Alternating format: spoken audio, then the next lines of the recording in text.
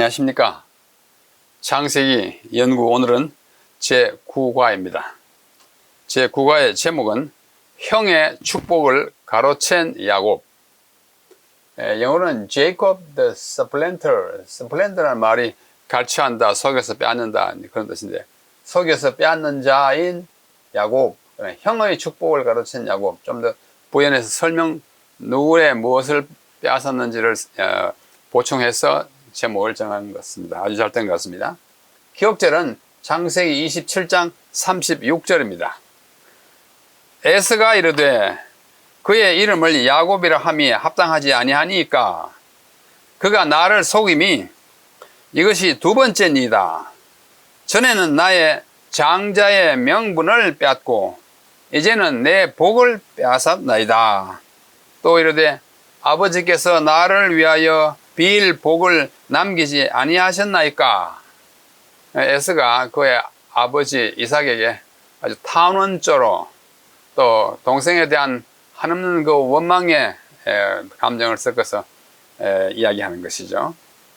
이제 이미 복은 그 동생에게 넘어갔습니다.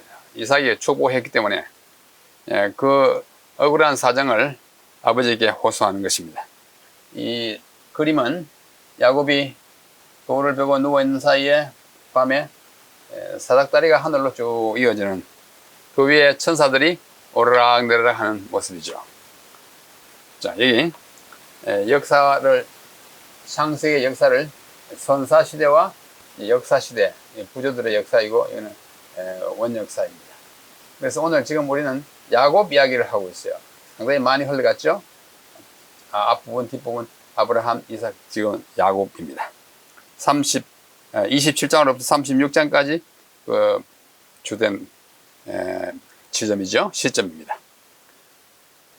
성경에는 아브라함에게 약속하신 축복이 그의 아들 이삭에게, 또 이삭에게 확인된 축복이 그의 아들 아브라함의 손자 야곱에게 재차 반복되고 더 확인되는 이른바 언약의 3대가 있습니다. 아브라함과 이삭과 야곱이에요. 각각 그들의 생애의 중요한 장면을 그림으로 놓았습니다. 이건 아브라함이 이삭을 바치는 제단의 장면이고요. 이거는 이제 이삭이 아들들에게 축복할 때 야곱에게 축복해버리는 장면이고, 이것은 야곱이 천사와 씨름하는 장면입니다. 이 아브라함과 이삭과 야곱으로 이어지는 3대에 걸친 언약의 이 세대에 인간의 안목으로 보면은 이 아브라함에게 하시는 그 위대한 축복의 예언이 과연 이루어질까 하는 그런 의심쩍은 사건들이 자꾸 생깁니다. 아브라함에게 하신 하나님의 언약은 인간적인 안목을 볼 때 계속 위기를 맞습니다. 첫째는 아브라함의 조바심과 외도라고 하는 것은 자기 부인 사라를 통해서 아이를 낳으려는 희망을 그만 버리고 그 사라가 제안하는 하갈을 통하여 아이를 낳는 일입니다. 이스마엘을 낳았지 않습니까? 하나님께서 그걸 원하지 않고 계획한 거 아닌데 아브라함이 좀 마음이 조급해가지고 나이는 먹어가죠. 그래서 사라의 제안을 받아들여서 하갈과 동침하고 아이를 낳습니다. 그 결과로 오늘날 많은 그 중동 근동 지방의 민족들이 히브리인인 유대인과 전쟁을 계속하는 이러한 불운을 낳게 된 것입니다. 둘째는 이삭을 번제로 바치라는 지시를 받았을 때 100세에 낳은 언약의 아들을 한 120살쯤 됐을 때 아들이 20살 된 아들을 갖다 번제로 바치라고 하니까 이건 정말 받아들이기 힘들었습니다. 그러면 하나님께서 내 씨를 통하여 큰 복을 받겠다고 한 내 씨는 그럼 어디 갔냐 이거예요. 100세에 얻은 씨를 이제 바쳐서 제물로 드리려 하니까 그 큰 위기를 봉착했습니다. 그 다음에 야곱과 에서의 갈등과 야곱의 기만 행위. 야곱과 에서 쌍둥이인데 두 사람 사이에 이미 배 속에 있을 때부터 다투면서 나와가지고 갈등을 빚었습니다. 그 다음에 야곱이 기만해가지고 형의 축복을 빼앗고 도망가는 이야기예요. 아브라함이 생각하면 이게 어떻게 될까 염려됐을 거예요. 또 우리가 보기도 그렇습니다. 그래서 그로 인한 야곱의 방랑생활, 저기 외가로 이제 피신하지 않습니까? 그 어머니가 그렇게 시켰어요. 그 다음에 얼마의 세월이 지난 다음에 에서의 원한과 불타는 복수심 등으로 야곱을 죽여버리겠다고 이렇게 벼르고 있는 이러한 장면 등을 통하여 아브라함에게 하신 축복의 언약이 성취될까 하는 그런 가능성이 좀 없어 보이는 듯한 그런 역사가 이어집니다. 야곱은 아버지를 속이고 형으로부터의 축복을 훔침으로 평생을 쫓겨 다니는 유랑 생활을 하지 않으면 안 되었습니다. 그러다가 베델에서 하나님과 맞닥뜨리죠. 도망가다가 베델이라는 곳에서 하나님을 만납니다. 특별한 장면이죠. 창세기 28장입니다. 아버지와 형을 속인 기만자 야곱. 아버지를 속여서 아버지가 이삭이 나이 많아 눈이 잘 안 보일 때 이제 형의 그 신체적 특징인 털을 이렇게 뭐 장갑 같은 거 끼고 속여가지고 복을 받고 또 그 형 에서를 또 속여가지고 복을 빼앗은 것입니다. 그래서 그는 외삼촌 라반에게 나중에는 또 기만을 당합니다. 아버지와 형을 속인 그는 외삼촌에게 또 속임을 받아요. 참 사람은 속이고 속고 하는 그 체인의 그런 운명을 띠고 살아가는 것입니다. 그래서 그는 자기 사랑하는 라헬 대신에 그녀의 언니 레아를 아내로 맞이할 수밖에 없어요. 속았어.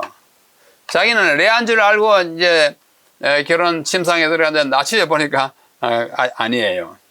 그래서 속았기 때문에 할 수 없이 또 그 라헬을 마저 얻기 위해서 또 7년 동안 더 봉사해서 도합 14년이라는 세월을 바치지 않으면 안 됐습니다. 이런 와중에서도 야곱은 하나님의 축복을 받아 자녀와 재산을 많이 얻었고 인간의 실패를 뚫고 하나님은 친히 하신 언약을 성취하십니다. 조금 전에 본 대로 인간의 안목을 보면 이게 한꺼번에 안 될 것 같은데 하나님은 그래도 또 이루어 가십니다. 신실하신 하나님의 모습인 것입니다. 창세기 25장 야곱과 에서의 이야기를 한번 읽어보십시다. 창세기 25장 21절로 34절요. 이삭이 그의 아내가 누구예요? 리브가잖아요. 그렇죠? 아내가 임신하지 못함으로 그를 위하여 여호와께 간구했습니다. 우리가 앞에 간구하고 무엇이 안 이루어질 때 기도하는 것은 참 중요한 일이라고 생각합니다. 그래서 여호와께서 그의 간구를 들으시고 그의 아내 리브가가 임신을 합니다. 그런데 그 임신을 했는데 두 아이를 임신했어요. 그 이미 태중에서 속에서 서로 싸웁니다. 그죠? 둘이 막 싸우는 듯한 몸짓을 어머니가 몸속에서 느끼고 있었어요. 그가 말하기를 이럴 경우에는 내가 어찌할꼬 하고 가서 여호와께 또 묻습니다. 이삭은 참 그랬어요. 여호와께서 그에게 이르시되 두 국민이 내 태중에 있구나. 두 민족이 내 복중에서부터 나누리라. 이 족속이 저 족속보다 강하겠고 큰 자가 어린 자를 섬기리라. 하나님께서 벌써 아시고 예언하셔요. 큰 자가 마지가 작은 자를 섬기리라. 작은 자 누구? 야곱이잖아요. 그래가지고 아이를 낳는데 먼저 나오는 아이가 붉고 전신에 털이 가득 있어서 이름을 에서라 그랬어요. 에서는 털이 났다, 털 있다는 뜻입니다. 에서. 그 위에 나온 아이는 어떻게 해요? 손으로 그 먼저 나간 형의 발꿈치를 잡고 가로채는 듯한 모습을 하고 나왔기 때문에 그 이름을 야곱, 가로채는 자, 복을 가로채는 자, 오늘 제목이잖아요. 야곱이라 하였으니 리브가 그들을 낳을 때에 이삭의 나이가 60세였다. 그 아들이 장성해가지고 하나는 사냥꾼이 되고 에서가요. 그래서 둘 사람이 되고 하나는 야곱은 조용한 성품의 사람이어서 장막에 거주하고 에서는 돌아다니면서 사냥을 해가지고 그 짐승을 잡아서 그 고기를 그 아버지 이삭에게 잘 갖다 바침으로 사랑을 많이 받았습니다. 고기를 좋아함으로 그를 사랑하였고 이삭은 근데 그의 아내 리브가는 야곱을 사랑하였습니다. 여기 이제 문제가 생기잖아요. 부모가 아이들 중에 아버지는 얘를 사랑하고 어머니는 얘를 사랑하고 이런 이 가족이 참 자녀들의 성장에도 큰 문제가 생깁니다. 한 번은 야곱이 집에서 이제 죽을 써가지고 이제 먹으려고 하는데 에서가 덜에서 사냥을 하다 헐레벌떡 집에 돌아오니까 아주 피곤해가지고 야곱이 빨간 죽을 이렇게 팥죽을 먹고 들고 있으니까 내가 피곤하니 그 붉은 것을 내가 먹게 하라 한지라. 그러므로 에서의 별명이 에돔입니다. 에돔이 북다예요.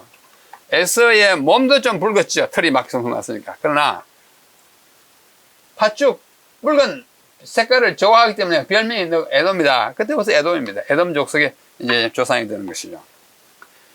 야곱이 그때 좋은 기회가 왔다 생각하고, 형, 내 팥죽 줄 테니까 형의 그 먼저 난 장자권을 나한테 넘겨주시오 그랬어요. 아주 그 얍삭 빠른 야곱의 모습이에요.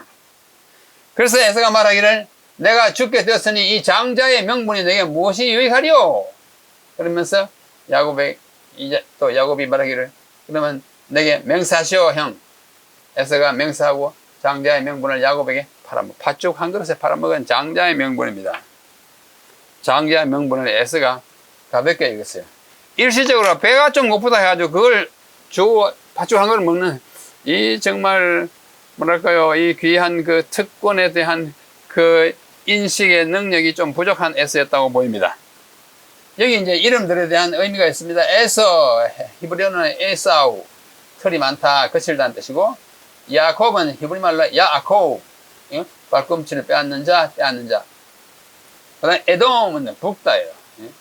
히브리 말로 아담 하면은 북다이고, 아담 하면은 아담 사람 이름이에요. 아담도 아담에서 나왔어요. 아담이라는 이름도 북다. 왜냐하면 아담이 하나님의 손으로부터 빚었을 때 흙으로 만들어요. 그 붉은 흙빛을 따지고.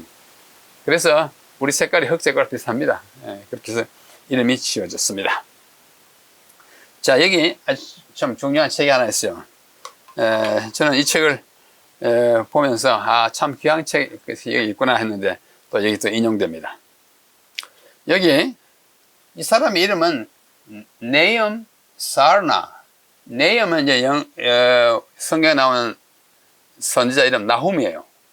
나훔 사르나라는 사람이 쓴 Understanding Genesis, 창세기에 대한 이해라는 책에 지금 에서가 팔아먹은 장자권이 얼마나 중요한 것인지를 이 책에서 이야기하고 있습니다. 보십시오.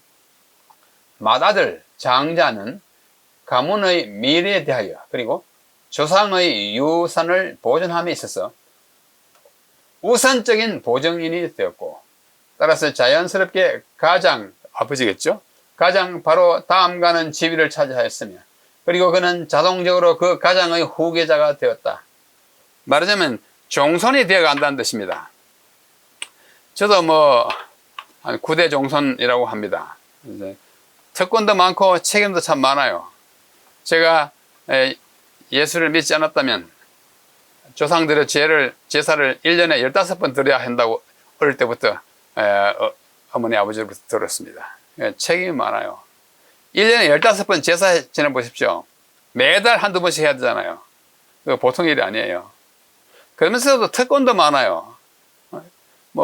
책임과 함께 그 의무와 함께 특권이 많이 있는 것이 장자. 우리나라하고 비슷해요. 이리하여 장자의 지위는 한편으로는 책임과 의무와 결부되어 있고, 다른 한편으로는 권리, 특권, 대권과 같이 결부되어 있습니다. 여기에는 재산을 물려받을 때 두 몫을 받는 것도 포함되어 있었다. 이 모든 것들은 아버지의 유언 축복에 의하여 규정되었다. 딱 그렇게 해놓고 죽게 하는 것이 그 당시의 관습이었습니다. 재산의 두 몫이 뭐냐면은, 가령 삼형제가 있다 그러면 아버지의 재산을 4등분 해가지고 형은 2토막을 가지고 둘째와 셋째는 1토막씩 가요. 여기 2배잖아요. 한 사람의 2배. 가령 5형제가 있다면 재산을 6등분 해가지고 형은 2몫 가져가고 나머지 4아들은 한 몫을 가져가요. 왜냐하면 우리 식으로 하면 제사도 지내야 하고 가문의 채통을 위해서 잔치도 베풀어야 하고 그런 일 때 사용하고 아주 중요한 것이었습니다. 그래서 이 장자의 명분을 히브리 말로 브코라라고 합니다. 브코라, 장자의 명분. 장자의 명분, 브코라. 자, 여기 부조와 선지자라고 하는 영감에 그래도 이 장자가 얼마나 큰 특권과 의무를 가지고 있는지 말씀하고 있습니다. 아브라함에게 주어지고 그의 아들에게 확정된 약속은 이삭과 리브가에게는 그들의 큰 소망의 대상으로 간주되었다.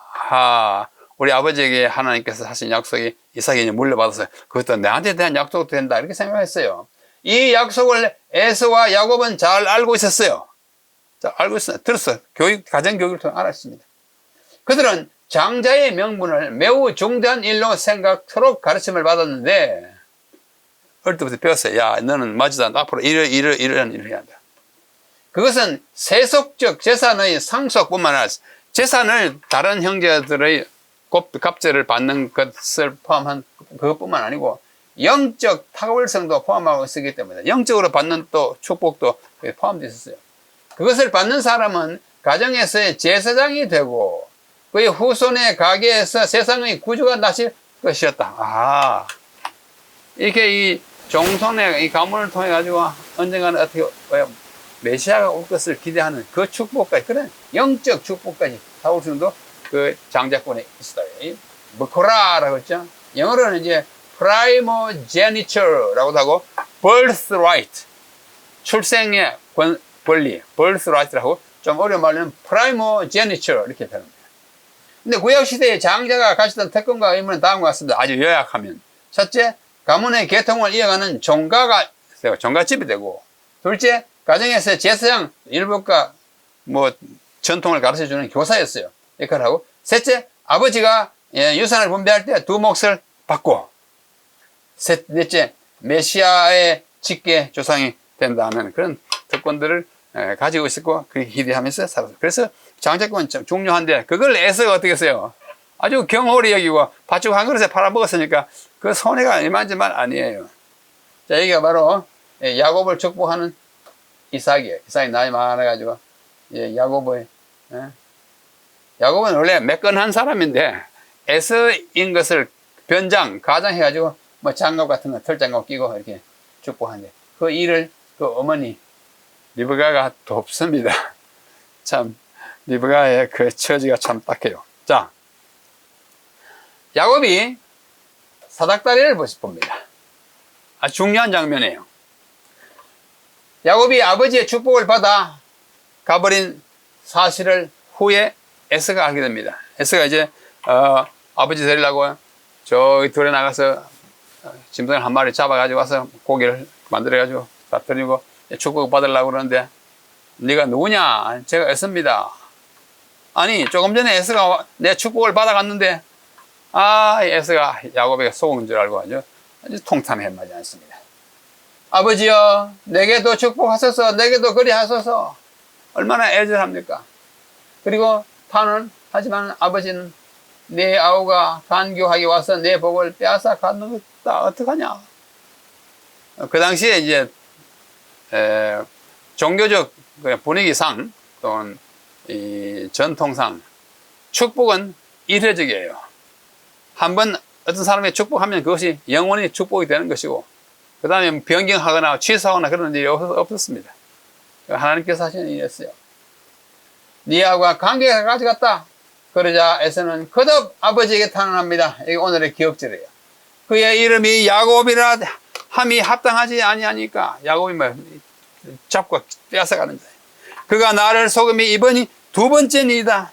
전에는 나의 장자의 명분을 빼앗고 이제는 내 복을 빼앗았나이다. 아버지께서 나를 위하여 빌 복을 남기지 아니하셨나이까. 조금이라도 없습니까? 아주 애타는 에서의 절규입니다. 만사가 다 뒤틀어진 것을 알게 된 에서는 야곱을 죽이려고 결심합니다. 죽인다고 막 결심하는 장면이 또 성경에 나와요. 그래서 그걸 보는 그 어머니 리브가가 아무래도 안 되겠다 싶어서 야곱을 외가로 보내어 피신하게 하죠. 창세기 26장이에요. 외가에 가면 리브가의 남동생, 그러니까 야곱의 외삼촌이 있어요. 이래야 야곱은 아버지의 축복을 받고 집을 떠나 밧단 아람에 있는 외삼촌 라반의 집으로 가는 도중이었어요. 이 축복은 상속이나 특별한 축복이 아니고 지금 길 잘 가도록 한 축복이기도 합니다. 그래서 가는 도중에 한 곳에서 유숙하다가 꿈속에서 하나님을 만나는 그 위대한 장면이 바로 사닥다리로 올라가는 얘기예요. 야곱이 브엘세바에서 떠나, 브엘세바는 이스라엘의 아주 제남단 도시예요. 거기서 떠나가지고 이제 북쪽으로 바단 아람은 저기 오늘날의 터키예요. 터키 남부, 동남부. 하란이 그 바단 아람의 일부입니다. 향하여 가더니 한 곳에 이르러 해가 진지라 거기서 유숙하려고 잠을 자려고 그곳에 한 돌을 가져다가 베개로 삼고 거기서 누워 자더니 꿈에 본즉 사닥다리가 땅 위에 서 있는 것이 나차보예요. 그 꼭대기가 하늘에 닿았고 또 본즉 하나님의 사자들이 그 위에 오르락내락 사다리 타고 오르. 또 본즉 여호와께서 그 위에 서 계세요. 나차보예요. 사닥다리가 서 있는 것은 하나님이 서 있는 것의 그 연장이라고 볼 수 있습니다. 그래서 말씀하시기를 여호와께서 나는 여호와니 너의 조부 아브라함의 하나님이요 이삭의 하나님이라. 네가 누워있는 땅을 내가 너와 내 자손에게 주리니 네 자손이 땅의 티끌같이 되어 네가 서쪽 동쪽 북쪽 남쪽 요즘식으로 하면 동서남북으로 퍼져나갈 것이며 땅의 모든 족속이 너와 내 자손으로 말미암아 복을 얻으리라. 이건 아브라함이 한 약속이었고 이삭에게 한 약속이었고 야곱에게 반복돼요. 중요한 핵심 뭐예요? 너로 말미암아 너의 자손으로 말미암아 많은 사람들이 모든 민족이 복을 받겠다. 예수 그리스도가 나겠다 그 말입니다. 모든 민족이 복을 받게 하는 그 중심은 예수님이에요. 네 자손 그렇게 하라. 내가 너와 함께 있어 네가 어디로 가든지 너를 지키며 너를 이끌어 이 땅으로 돌아오게 할지라. 내가 네게 허락한 것을 다 이루기까지 너를 떠나지 아니하리라. 얼마나 이 말씀을 듣고 야곱이 참 마음이 안정됐겠습니까? 형이 죽이려고 하는 그 칼날을 피해가지고 도망가다가 노중에서 유숙하다가 하나님이 나타나시고 보증의 말씀을 주신 것입니다. 그래서 그 말 듣고 눈을 떴어요. 여호와께서 과연 여기 계시기를 내가 알지 못하였도다. 여기 방금 여호와께서 내게 말씀하셨는데 이 여호와 계셨다. 그래서 두려운 마음이 들면서 두렵도다 이곳이여 이것은 다름 아닌 하나님의 집이요 이는 하늘의 문이라 해가지고 거기다 베개로 삼았던 돌을 가져다가 기둥으로 세우고 그의 기름을 붓고 그 이름을 벳엘 하나님의 집. 베트는 다 집이에요. 베들레헴 할 때 베트나 벳엘 하나님의 집. 여기 하나님이 계시던 집이다. 자기가 꿈속에서 만났으니까 그곳 이름을 원래는 루스인데 베델로 이름을 바꿉니다. 야곱이 서원하여 말씀합니다. 하나님이 나와 함께 계셔서 내가 가는 이 길에 나를 지키시고 먹을 떡과 입을 옷을 주시어 내가 평안히 아버지 집으로 돌아오게 하시면 여호와께서 나의 하나님이 되실 것이요 내가 기둥으로 세운 이 돌이 하나님의 집이 될 것이요 하나님께서 내게 주신 모든 것에서 10분의 1을 내가 반드시 하나님께 드리겠다. 11조를 신실히 바치겠다 하는 약속을 하는 것입니다. 야곱은 참 믿음이 있어요. 근데 야심과 함께 믿음이 동시에 있었습니다. 이게 사닥다리입니다. 야곱이 본 사닥다리는 아니지만도 누가 아주 아름답게 그린 아마 땅에서 저기 하늘까지 닿는 사닥다리를 본 것입니다.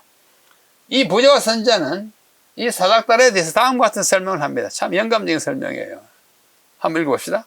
이 이상 가운데서 구속의 경륜이 야곱에게 나타나는데 이 사닥다리가 구속의 경륜이라는 거예요. 얼마나 중요한 사닥다리입니까? 그의 꿈 가운데 그에게 나타나신 신비스러운 사닥다리는 그리스도께서 나다나엘과의 대화 가운데서 언급하신 것과 동일한 것이었다. 요한복음 1장 40절 이하에 보면은 빌립과 나다나엘이 예수님 만나는 장면이 나오지 않습니까? 그때 예수님이 나다나엘에게 말합니다. 내가 나를 보는 것보다 더 큰 것을 볼 거다. 사닥다리에 하나님의 사자가 오르락내락 하는 것까지 볼 텐데 내가 바로 그 사닥다리다 그거예요. 예수님이 암시가 그것입니다. 그분께서는 하늘이 열리고 하나님의 사자들이 인자 위에 오르락내락 하는 것을 보리라. 인자가 누구의 자의잖아요. 내가 사닥다리 사닥다리 위에 천사가 오르락내리는 것은 나 위에 오르락내려 내가 하늘과 땅을 잇는 다리다 그거예요. 그 사닥다리는 하나님께서 정하신 교통의 매개체인 예수님을 나타낸다. 그죠? 그 다음에 그리스도께서 연약하고 절망적인 인생을 무한한 능력의 근원과 연결시키신다. 여러분 하늘나라 갈 수 있습니까? 갈 수 없어요. 왜? 길이 있어야지. 우리가 자동차를 타고 어디 가지만은 안식일에 교회에 가지만은 어떻게 해요? 길 없으면 자동차 필요 없어요. 그 길이 뭐냐? 하늘나라로 갈 수 있는 길이 뭐냐? 길이 예수님. 그래서 예수님 하신 말씀이 내가 곧 길이요 진리요 생명이라고 말씀하신 것입니다. 예수님은 길입니다. 사닥다리 같은 길이에요. 아까 본 그림을 좀 더 확대했습니다. 야곱이 3장 계단을 타고 쭉 천사들이 오락내락 합니다. 이 교회정은 제8권 130페이지도 그와 비슷한 말씀을 또 하십니다. 사닥다리의 맨 위층을 쳐다보라. 맨 위층 쳐다보라. 하나님께서 그 위에 서 계신다. 아까 낮잡 사닥다리가 서 있고 여호와께서 서 계신다. 이 똑같은 개념이에요. 그 위에 서 계신다. 그분의 영광이 하늘을 향해 오르고 있는 모든 영혼에게 비친다. 예수님이 이 사닥다리이시다. 그대는 그 사닥다리에서 그분의 영원한 나라로 옮겨 서게 될 것이다. 그분이 야곱에게 나타났던 사닥다리가 예수님이 하나의 상징, 표상이라는 사실을 아주 확실하게 말하고 있습니다. 그래서 이 사닥다리는 예수님이 이제 놓으시고 예수님이 사닥다리신데 창세기 11장에 가보면 사람들이 하늘에 닿으려고 자기 노력으로서 뭘 합니다. 그게 뭐예요? 바벨 탑 쌓는 거예요. 바벨 탑 쌓아가지고 조금 전에 경험한 홍수를 다시 만나더라도 우리가 물에 빠져 죽지 않고, 그 다음에 우리 자신이 해가지고 하늘에 올라가고, 그 다음에 우리가 우리의 이름을 내자. 그러한 목적으로 바벨탑을 짓습니다. 그 꼭대기를 하늘에 닿게 하여. 바벨탑이 하늘에 닿을 수 있습니까? 부질없는 노력입니다. 그래서 하나님께서 안 되겠다. 자, 우리가 내려가 보자. 얘들이 무슨 짓을 하는지.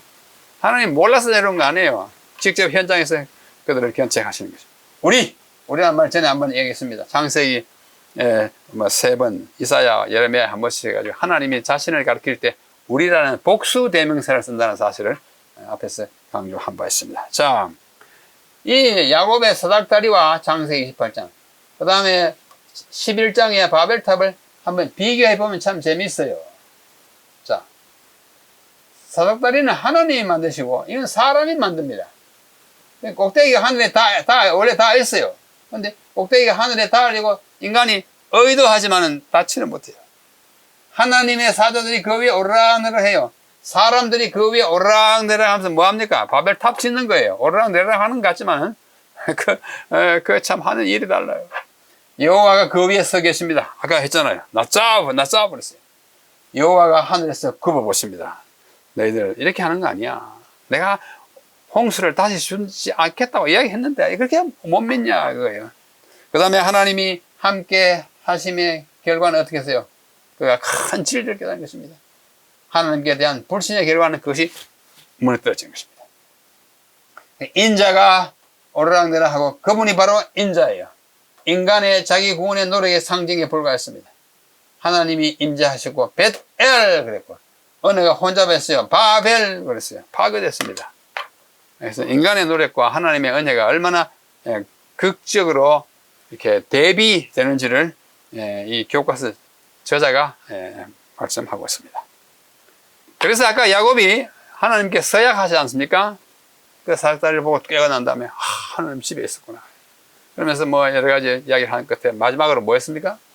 내가 얻는 것에 모든 것에 10분의 1을 하나님께 바치겠습니다.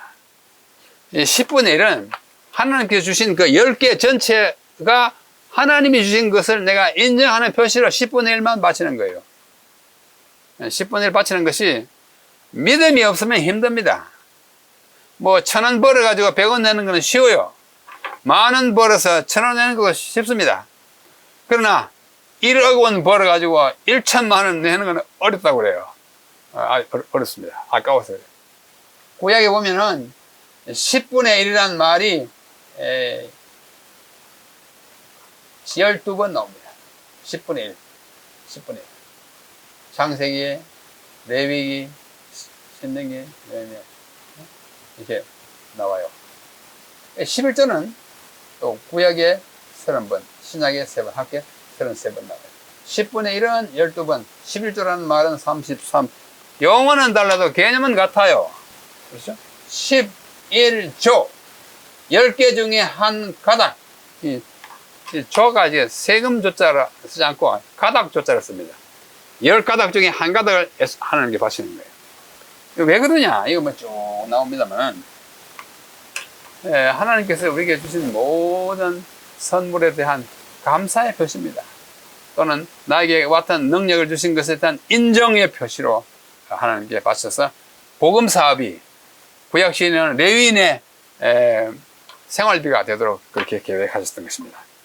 뭐 11조에 대한 이야기는 아주 중요한 건 많이 있습니다만은, 특별히 말라기에 가보면은 그 당시 사람들이 11조를 안 바쳤기 때문에 11조를 바치기를 아주 당부하는 말씀 가운데 그 유명한 말라기 3장 8절로 10절의 말씀, 하늘에 하나님이 도적질 하지 마라. 온전한 11조를 들어서 복을 쌓을 곳이 없도록 붙지 아니하나 보라고 하는 그런 말씀이 있습니다. 그 외에도 뭐 많아요. 그 다음에 마태복음 23장에는 너희가 11조를 막 드린다 하면서 작은 거는 잘 바치는데 너희가 뭐요? 박하, 회향, 근체, 뭐 시시한 그 식물 열 묶음 받아가지고 한 묶음 바치는 건 하는데 어떻게 해요?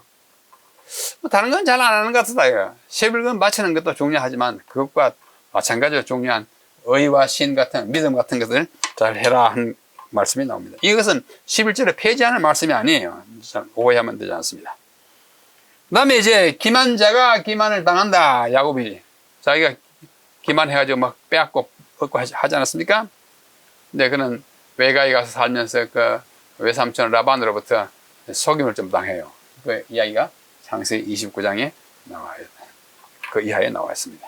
그래서 브엘세바를 떠나가지고 북쪽으로 쭉 올라가다 이제 바단 아람에 오고 하란에 딱 도착하니까 동방 사람의 땅에 도착하니까 우물이 있고 우물이 돌로 아궁이가 덮여졌습니다. 돌을 덮어놨어요. 그래서 그걸 돌을 옮겨야 물을 길어서 짐승도 주고 마산에 맞춰줬어요. 거기서 이제 사람들 만나가지고 사람들이 물었어요. 당신 어디서 왔어? 그러니까 하란에서 왔다. 그 있는 사람이죠. 그래서 혹시 나홀의 손자 라반을 아느냐? 알고 말고 여기 살고 있다. 좀 있으면 그의 딸이 나올 거라고. 그래가지고 그 우물 곁에서 만납니다. 누구를 만나요? 라헬을 만나요. 자기의 외사촌 여동생이에요. 그 만나가지고 그 안내를 받아가지고 외가에 딱 들어가니까 외삼촌 라반이 그를 맞이합니다. 야곱이 그의 외삼촌 라반의 딸 라헬과 그 외삼촌의 양을 보고 쭉 같이 이야기를 쭉 하다가 그 안에 들어갔어요. 우선 라헬을 만나가지고 딱 물어보니까 너 아버지가 누구냐 물으니까 외사촌이에요. 그 다음에 보지 못하다가 자기가 외사촌 동생을 보니까 하도 반가워서 어떻게 했어요? 입 맞추고 소리내 울었어요. 자기가 이제 오빠가 되니까. 그래가지고 이제 들어가 보니 그 라반이 말하기를 너는 참으로 내 혈육이다. 생질이잖아, 생질. 누님의 아들. 그죠? 하고 그를 이제 한 달간 머물게 하고 이야기가 쭉 진행됩니다. 라반에게 두 딸이 있었어요. 언니는 레아, 아우는 라헬. 근데 자기를 처음 맞이한 라헬, 그리고 또 인물도 잘생기고 또 이렇게 하니까 아주 정이 가서 그를 사랑하게 되는 이야기가 이어집니다. 그래서 그 외삼촌하고 약속하지 않습니까? 어떻게 해요? 7년 동안 섬기거든 라헬을 주시오. 그 당시에는 여성들도 이게 노동력이기 때문에 이 앞으로 데려가 버리면 이제 노동력이 빼앗기니까 미리 지참금 같은 돈을 내야 되는데 이건 노동으로 때우면 7년 동안. 그래가지고 7년 동안 열심히 일하는데 어떻게 해요? 그 라헬을 너무 사랑하기 때문에 7년을 며칠 같이 지나갔어요. 그래가지고 어느 날 동네 사람 다 모아가지고 결혼잔치하고 그날 밤에 첫날 밤에 들어갔는데 그 당시에 아마 전기가 없어가지고 누군지 잘 몰랐나 봐요. 아침에 자고 일어나서 보니까 누구예요? 레아예요. 속아가지고 참 어찌할 바 없어 속아서 외삼촌에게 막 따지죠. 외삼촌 이럴 수가 있습니까? 그때 외삼촌이 아주 뭐라 그럽니까? 이 지역에서는 맏딸을 제쳐두고 둘째 딸을 결혼시키는 법이 없다. 아주 딱 잘라서 말합니다. 그래서 할 수 없이 뭐 다툴 수는 없고, 그럼 내가 다시 7년을 더 봉사할 테니 라헬을 주십시오. 그래서 7년 더 봉사합니다. 그래서 이 사실을 가만히 보면 야곱이라는 사람이 참 끈기도 있어요. 그죠? 자기의 목적을 이루기 위해서 그 시간을 바치고 열심히 일해가지고 그 외삼촌의 재산을, 가축을 많이 늘려줍니다. 자, 하여튼 그래가지고 두 여인을 다 안으로 맞이합니다. 자, 요약하면, 예, 아람바단으로 와가지고 돌로 막혀있는 우물을 보고, 그 우물은 구약시대의 생명줄이에요. 생명줄. 우물이 없으면 서로 막 싸우고 그랬지 않습니까? 그 다음에 돌 이야기, 우물 이야기 앞에 갔습니다. 돌은, 야곱이 배우고자 하던 그 돌이에요. 볼 때마다 자기가 배우고자 하면서 오르락 내리락 하는 그 천사들을 생각했어요. 돌은 뭐야, 앞으로 참 하나님의 집에 모퉁이 돌 같은 예수님 같은 그 상징이었어요. 또 물도 마찬가지입니다. 생명수잖아요. 그 같은 이 상징적인 언어가 그 현실에 잘 들어 있습니다. 그 다음에 이제 라반의 딸이 있고, 레아는 시력이 약한데 라헬은 곱고 아리따웠어요. 그래서 어떻게 해가지고 14년을 봉사하고 두 딸을 맞이하게 됩니다. 아내를 맞이합니다. 그 다음에 우물과 샘 이야기를 제가 구약에서 쫙 뽑았습니다. 신약까지 이어지면서. 구약에 우물이 57회, 샘이 67회 나와요. 그게 그거예요. 샘이, 우물이, 히브리 말도 두 단어가 있습니다. 부엘 하는 것과 아인이라는 것이 있는데, 두 가지 같은 개념입니다. 조금 크고 조금 작을 따름이죠. 그래서 우물 곁에서 많은 사건이 벌어져요. 우물은 굉장히 중요한 의미를 지닙니다. 제가 다 읽지 않습니다. 특별히 이사야서에 가보면은, 뭐냐, 그러므로 너희가 기쁨으로 구원의 우물들에서 물을 기르라. 우물은 우리에게 생명과 구원을 주시는 분의 상징이에요. 그죠? 또 요한복음 4장에 보면 야곱의 우물가에서 일이 벌어집니다. 그렇죠? 아주 좀 중요한 거예요. 여기 사무엘하 23장에 보면 다윗이 베들레헴 성문 곁 우물물을 누가 내게 마시게 할꼬 해가지고 했더니 그 새 용사가 가서 죽음을 물어써가지고 다윗이 어릴 때 살던 베들레헴 그 옆에 성문 곁에 있는 우물을 파가지고 내가 다윗이 감격해가지고 이건 내 부하들이 생명을 무릅쓰고 갔다 온 이 피 같은 물을 내가 어찌 마시겠느냐, 그렇게 마시고 싶다고 하던 그 물이 왔는데도 마시지 않고 있는 다윗이. 베들레헴 앞으로 예수님이 다시 탄생하실 곳인데 그에 있는 우물은 예수님의 상징이에요. 예수님을 그리워하는 마음과도 마찬가지인 것입니다. 자, 이런 이야기들 쭉 이어집니다. 자, 그 다음에 이제 가족을 이루는 축복이에요. 가족 많이 이제 흥왕합니다. 여러분이 다 아시기 때문에. 첫째, 그 부인이 둘이잖아요. 레아와 라헬 둘이잖아요. 그래서 첫째 부인 레아가 아들을 낳았어요. 보고 나서는 보라 아들이다. 르우 보라 벤 아들이다. 그 말이에요. 르우 벤 보라 아들. 아주 자신이 만만해가지고 그렇게 했고, 좀 이따 또 아들 낳았어요. 시므온. 심음이 들어가면 항상 듣다. 하나님께서 내 소원을 들었다. 시므온. 셋째는 또 레위라고 그랬어요. 레위는 결합, 연합인 뜻이에요. 이제 레아는 스트레스를 받고 있어서 자기 동생 라헬을 야곱이 더 사랑하고 자기는 조금 이렇게 멀리 하니까 아주 스트레스를 받고 있는데, 아들은 저 둘이나 낳고 세 번째 낳고 이름을 레위라. 레위는 연합 결합입니다. 이제는 내 남편 야곱이 라헬을 사랑하는 것보다 나를 더 사랑하면 나와 연합할 거야. 이렇게 해가지고 이름을 레위라 그랬습니다. 레위는 이제 앞으로 제사장 집하잖아요. 그래서 예언적으로 제사장은 하나님과 백성을 결합시켜주는 역할, 제사장의 역할입니다. 그까지를 그 이름이 포함하기도. 넷째 아들 낳았는데 유다예요. 찬송하리로다 하면서. 예, 그렇게 자고 나왔어요. 근데 이제 가만히 있으니까 라헬은 아이를 하나도 못 낳아요. 왠지인지 아이가 안 생겨. 살 수 없이 막 그 남편 야곱에게 막 따집니다. 왜 나를 아이 못 낳게 하냐고. 내가 이제 아이를 안 낳으면 나 죽을 거라고. 죽겠나이다 그랬어요. 그때 야곱이 뭐라 그럽니다. 아이 낳고 안 낳는 거냐? 내 마음대로 하는 거냐? 하나님 하는 건데. 그래가지고 라헬이 자기의 여종 빌하라는 여종을 대신해서 자기를 대신해서 아이 베게 합니다. 참 그 당시에 이랬어요. 여자가 아이를 못 낳으면 어떤 방법으로든지 자기 여종을 통해 가지고 또 뭐 아이를 낳으면 그건 자기 아들 뭐 취급하고. 그래가지고 이 빌하를 통해서 아이를 낳는데 그 이름이 단이에요. 단은 재판한다, 심판한다는 뜻입니다. 하나님께서 공평하게 심판하셔서 내 쪽에도 아이를 있게 했구나. 좀 이따 또 아이를 또 하나 더 낳았어요. 납달리라고 써요. 납달리는 경쟁한다는 뜻입니다. 막 경쟁 아이를 떠난다. 그 다음에 레아가 가만히 보니까 이러다가 지금 뭐야 4대2죠. 4대2. 자기는 넷 낳고 라헬의 여종을 통해서 둘렀으니까 조금 있으면 점점 더 나오면은 어떻게 해요? 숫자가 같아지거나 이러면 불리하다 싶어가지고 레아도 자기 종인 실바를 통해서 아이를 낳습니다. 그래서 낳아가지고 그 이름을 뭐라고 했어요? 기쁘다. 제가 그 이름을 아셀이라고 했어요. 아셀은 기쁘다는 뜻입니다. 그래서 아이가 이제 지금 점점 더 이제 많아지고 그 앞에 갓도 하나 낳았죠. 갓 복되다 하고 나서 또 기쁘다 해가지고 둘 낳았어요. 이제 몇 사람입니까? 레아가 낳은 네 아들, 그 다음에 라헬의 여종이 아들 둘, 그 다음에 레아의 종이 낳은 둘, 6대2잖아요. 그죠? 그런 상황이었는데, 한 번은,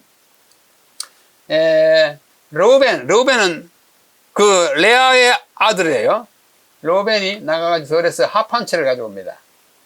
그 당시 합 한 채는 이제 남자나 여자나 그걸 먹으면은 성욕이 생기고 생산력이 증가돼서 여자들은 아이를 베고 남자들은 뭐 정력을 얻는다. 그런 전설을 갖고 있는 과일이었습니다.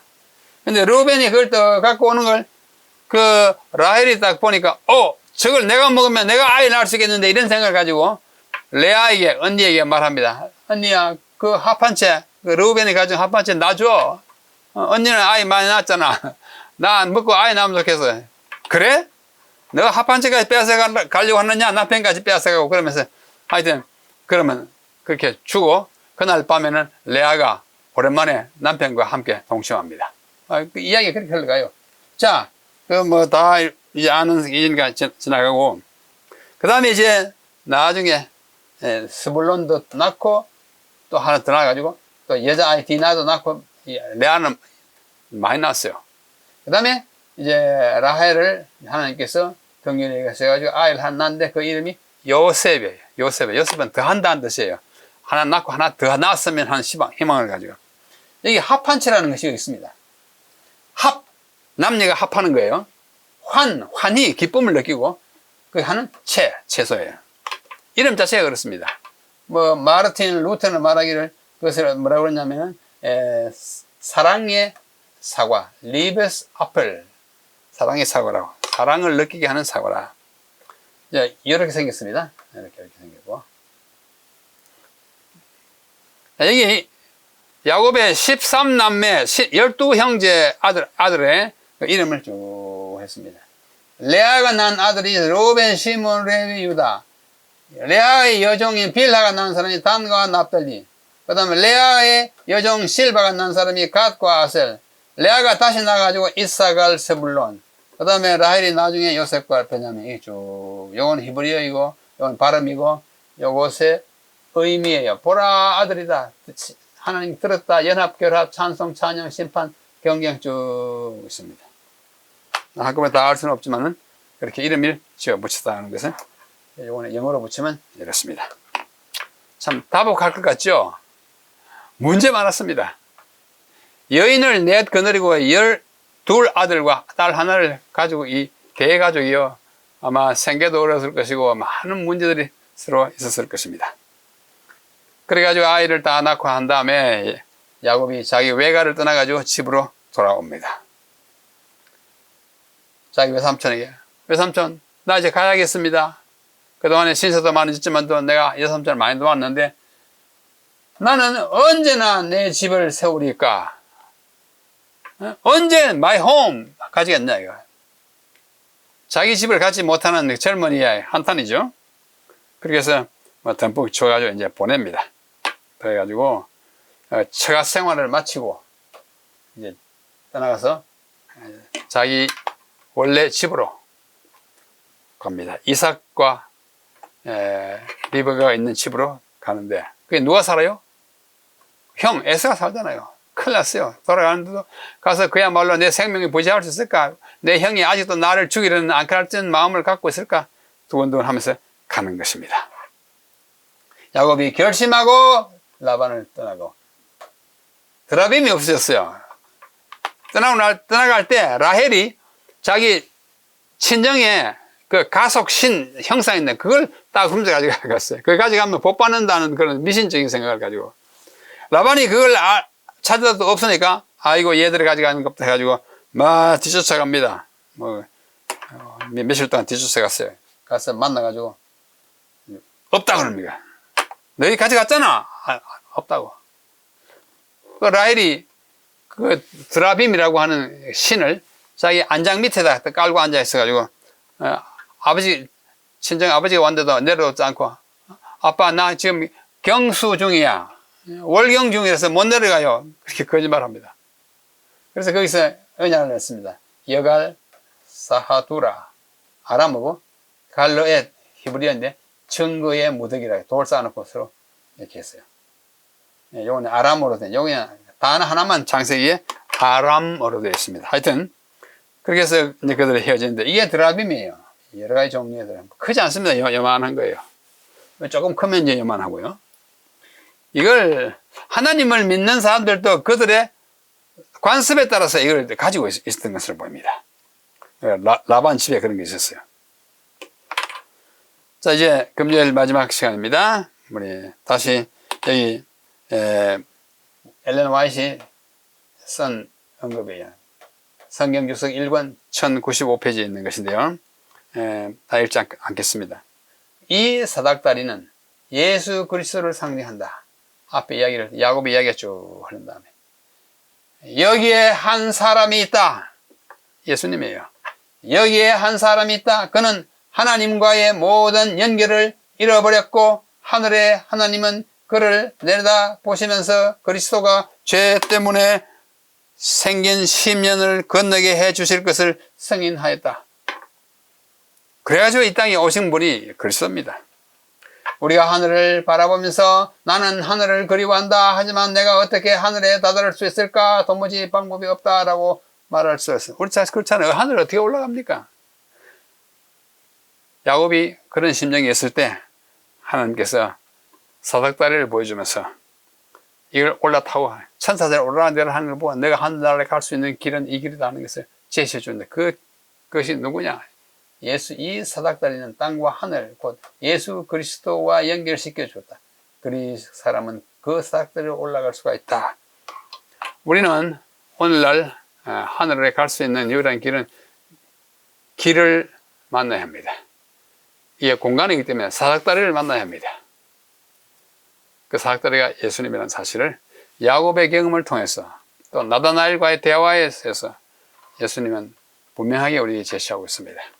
우리 오늘 제9가에서 야곱의 생애를 통하여 우리가 하늘로 연결될 수 있는 길이 있음을 감사하고 그 길을 우리가 잡았으니까 놓치지 않고 살아가는 것이 얼마나 중요한지 모르는 것입니다.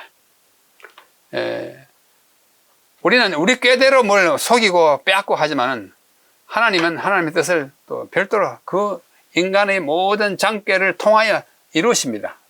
그것이 하나님의 신실하심입니다. 오늘 이 구간을 마치면서 우리가 다시 한번 하나님을 의지하고 야곱처럼 그야말로 씨름하여 이기고야 말겠다는 그 믿음의 결심을 가는 위대한 결심의 소유자들이 다 되시기를 간절히 바랍니다. 다음 주에 다시 뵙겠습니다. 안녕히 계십시오.